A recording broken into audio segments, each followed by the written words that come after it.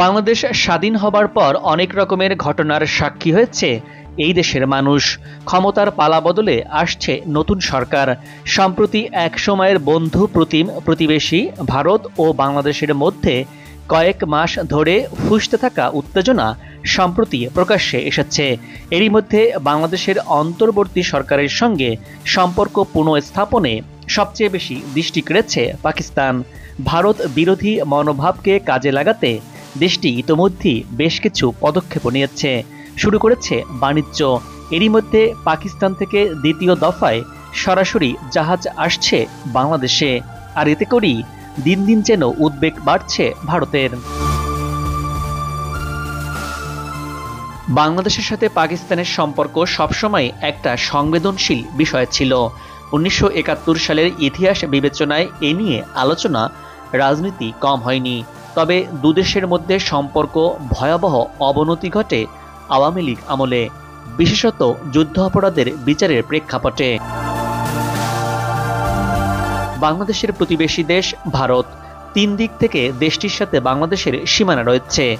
একইভাবে বাংলাদেশের সাথে ভারত থেকে পণ্য আমদানিও হয় বেশি, বিশেষ করে নিত্যপণ্য।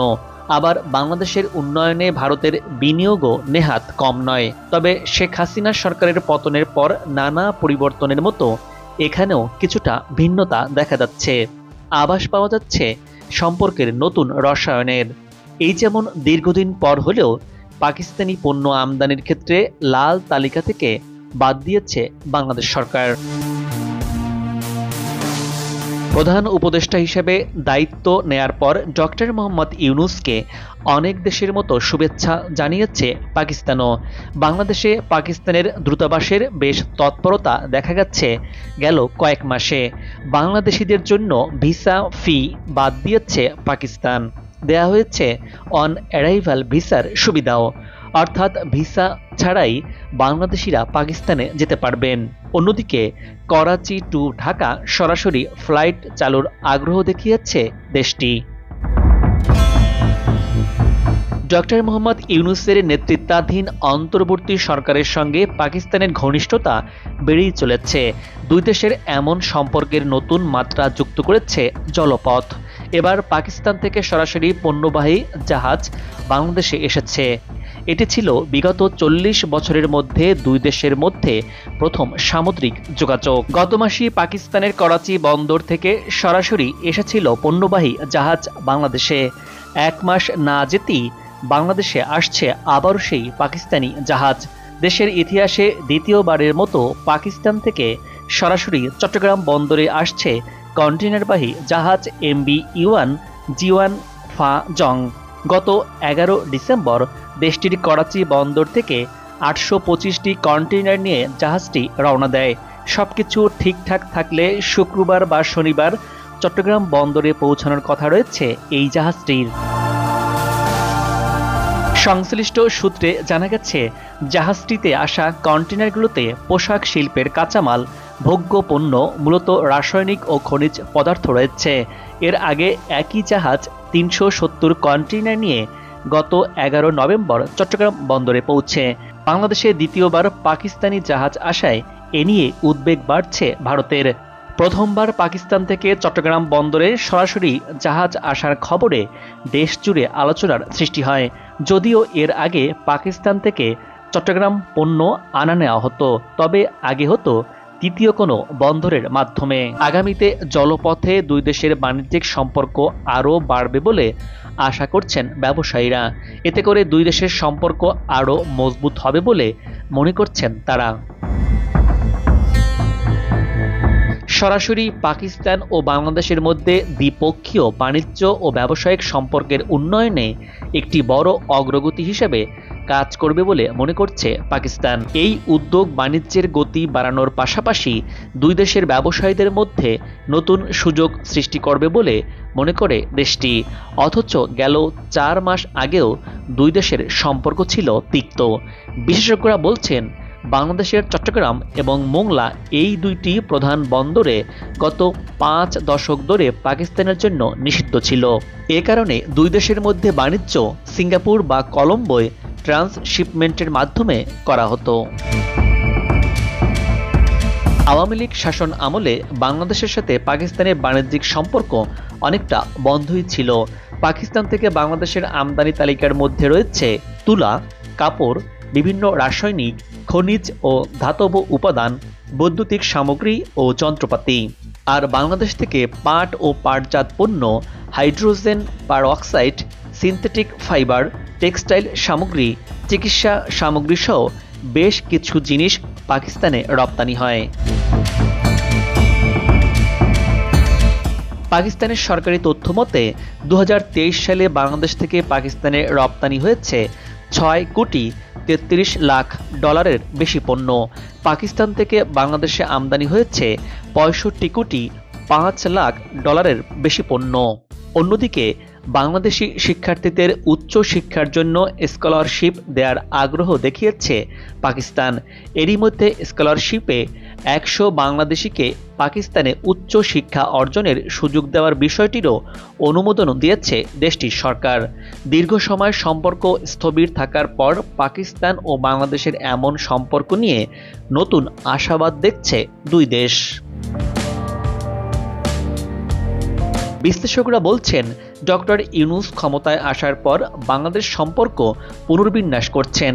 এসব অগ্রাধিকারের মধ্যে রয়েছে পাকিস্তানের সঙ্গেও আরও ঘনিষ্ঠ সম্পর্ক বজায় রাখা। কূটনৈতিক ও আন্তর্জাতিক বাণিজ্যের ক্ষেত্রে বাংলাদেশ পাকিস্তানের মধ্যে বর্তমানে বেশ ঘনিষ্ঠ সম্পর্ক হয়েছে। আগামীতে এই সম্পর্ক আরও ঘনিষ্ঠ হতে পারে বলে মনে করছেন দুই দেশের কূটনৈতিক মহল।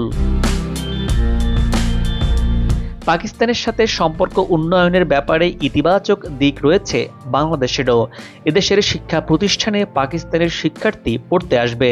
আবার পাকিস্তানের এমন অনেক জায়গা রয়েছে যেসব জায়গায় যাওয়ার বিষয়ে বাংলাদেশের মানুষের মধ্যেও আগ্রহ রয়েছে। বিশ্লেষকরা মনে করেন, পাকিস্তানের সঙ্গে সামগ্রিকভাবে সম্পর্ক উন্নয়ন কৌশলগত কারণে বাংলাদেশের জন্য জরুরি। তবে পাকিস্তানে যাওয়ার ক্ষেত্রে দূরত্বের পাশাপাশি একটি বড় অস্বস্তির জায়গা ভারত।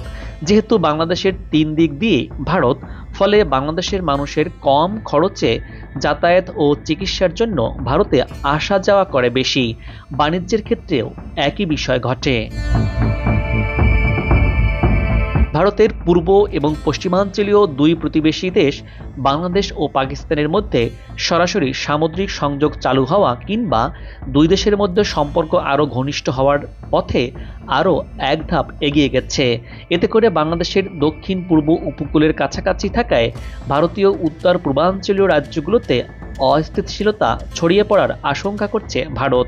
তবে এটি নিতান্তই দেশটির একক ভাবনা বলে মত বিশেষজ্ঞদের। তাদের সংখ্যা পাকিস্তান থেকে অবৈধ পণ্য বাংলাদেশের মাধ্যমে ভারতে পৌঁছে যেতে পারে। এ কারণে এই সম্পর্ক পরবর্তীতে ভারত সহ গোটা অঞ্চলের জন্য উদ্বেগের কারণ হতে পারে বলে মনে করছে ভারত।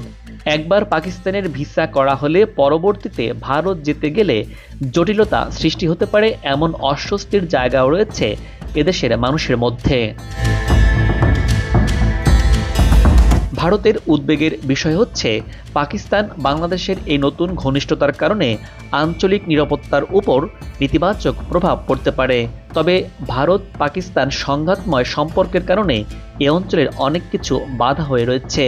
বাংলাদেশের সুবিধার্থের জন্য ভারত পাকিস্তানের সমস্যার সমাধান করতে হবে, তারপর ত্রিপক্ষীয় কোনো সমঝোতায় করতে হবে। আর এটি করতে পারলে 3 দেশই লাভবান হবে। বিশেষ করে বাংলাদেশ এ দিক থেকে এগিয়ে থাকবে বলে মত বিশ্লেষকদের। পাকিস্তানের সঙ্গে বাংলাদেশের সম্পর্ক নিয়ে ভারতের দুশ্চিন্তার কোনো কারণ দেখছে না বাংলাদেশ। বাংলাদেশ ও ভারতের সম্পর্কে যে বহুমাত্রিকতা আছে সেটা পাকিস্তানের সঙ্গে হতে পারে। অর্থনৈতিক সম্পর্কের ক্ষেত্রে কেউ কারো প্রতিদ্বন্দ্বী নয়, বরং সহযোগী। এ নিয়ে ভারতের বাড়তি চিন্তার কোনো কারণ নেই বলে জানিয়েছে বাংলাদেশ। বাংলাদেশ পাকিস্তানের সঙ্গে সম্পর্ক ঘনিষ্ঠ হলে ভারতের গা জ্বলার কোনো কারণ নেই বলে মনে করছেন আন্তর্জাতিক সম্পর্ক বিশেষজ্ঞরা। সরকার ও জনগণ পর্যায়ে আলাপ আলোচনার মাধ্যমে বাংলাদেশ পাকিস্তান সম্পর্ক স্বাভাবিক করা সম্ভব। এখানে বলে রাখা ভালো, 1974 সালে পাকিস্তানের কাছে বাংলাদেশের আর্থিক দাবির পরিমাণ ছিল $4,000 মিলিয়ন, যখন ডলারের মূল্য ছিল মাত্র 8 টাকা। এখন যা 120 টাকা ছাড়িয়েছে। সে হিসাবে পাকিস্তানের কাছে বাংলাদেশের বর্তমান পাওনা দাঁড়ায় $480 বিলিয়ন। এই নতুন সম্পর্ক উন্নয়নের মাধ্যমে এই অর্থ আদায় করা সম্ভব হবে কিনা তা হয়তো সময় বলে দেবে। 50 বছরেরও বেশি সময় পর পুনরায় পাকিস্তানের সঙ্গে সরাসরি সমুদ্রপথে যোগাযোগ স্থাপন করেছে বাংলাদেশ। যদিও ভৌগোলিক প্রতিবেশীর বাস্তবতায় ভারতকে পুরোপুরি উপেক্ষা করা বাংলাদেশের জন্য কঠিন। ভবিষ্যতে বাংলাদেশ পাকিস্তানের সম্পর্ক কেমন দাঁড়ায় সেটা আঞ্চলিক কূটনৈতিক ক্ষেত্রে একটা গুরুত্বপূর্ণ বিষয় হয়ে উঠতে পারে বলে মনে করছেন কূটনৈতিক বিশ্লেষকরা। দর্শক, এবার বিদায় নিচ্ছি। আগামীতে আবারও দেখা হবে নতুন কোনো জায়গা, তথ্য আর ইতিহাস চিত্র নিয়ে। আপনার পছন্দের কোনো ভিডিও চিত্র দেখতে চাইলে কমেন্টস বক্সে লিখে জানান। ভিডিওটি ভালো লাগলে চ্যানেলটি সাবস্ক্রাইব করে লাইক দিয়ে শেয়ার করুন। ভালো থাকুন, নিরাপদে থাকুন এবং আমাদের সাথেই থাকুন।